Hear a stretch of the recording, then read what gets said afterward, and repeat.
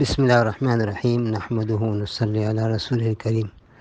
الحارث بن یزید ابن شبرمہ قعقاع اور مغیرہ رضی اللہ تعالی عنہم یہ حضرات عشاء کی نماز کے بعد علمی بحث شروع کرتے تو صبح کے اذان تک ایک بھی جدا نہ ہوتا.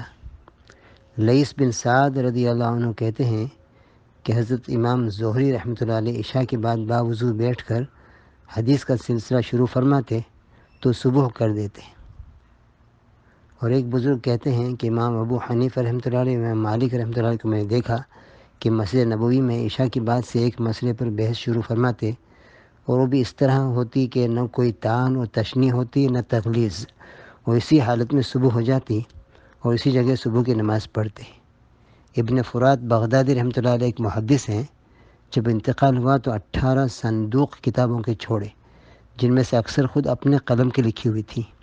اور کمال یہ ہے کہ محدثین کے نزدیک صحت نقل اور عمدگی ضبط کے اعتبار سے ان کا لکھا ہوا حجت بھی ہے. ابن جوزی رحمۃ اللہ علیہ مشہور محدث ہیں.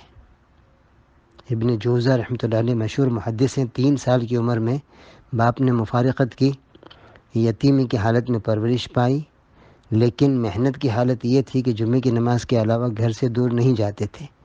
ایک مرتبہ منبر پر کہا کہ میں نے اپنی انگلیوں سے 2000 جلدیں لکھی ہیں. 250 سے زیادہ خود ان کی اپنی تصنیفات ہیں. کہتے ہیں کہ کوئی وقت ضائع نہیں جاتا تھا. 4 جز روزانہ لکھنے کا معمول تھا. درس کا یہ عالم تھا کہ مجلس میں بعض مرتبہ 1 لاکھ سے زیادہ شاگردوں کا اندازہ کیا گیا.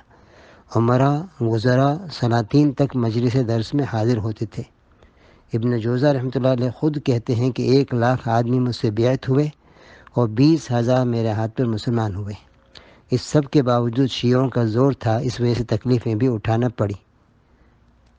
احادیث لکھنے کے وقت قلموں کے تراشے جمع کرتے رہتے تھے. مرتے وقت وصیت کی تھی کہ میرے نہانے کا پانی اسی قلموں کے تراشوں سے گرم کیا جائے. کہتے ہیں کہ صرف غسل میت کے پانی گرم کرنے کے لیے کافی نہ تھا، بلکہ گرم کرنے کے بعد یہ قلموں کے تراشے بچ بھی گئے تھے. یحییٰ بن معین رحمۃ اللہ علیہ حدیث کے مشہور استاد ہیں. کہتے ہیں کہ میں نے اپنے ہاتھوں سے 10 لاکھ حدیثیں لکھی ہیں. 10 لاکھ. ابن جریر رحمۃ اللہ علیہ طبری مشہور مورخ ہیں. صحابہ اور تابعین کے احوال کے ماہر ہیں. 40 سال تک ہمیشہ 40 ورق روزانہ لکھنے کا معمول تھا.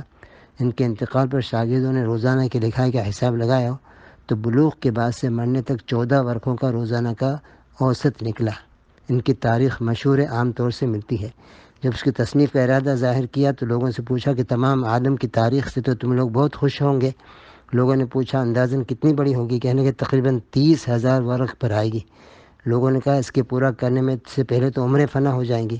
کہنے کہ انا للہ، ہمتیں تو پست ہو گئی. اس کے بعد مختصر کیا اور تقریباً 3,000 ورق پر لکھی.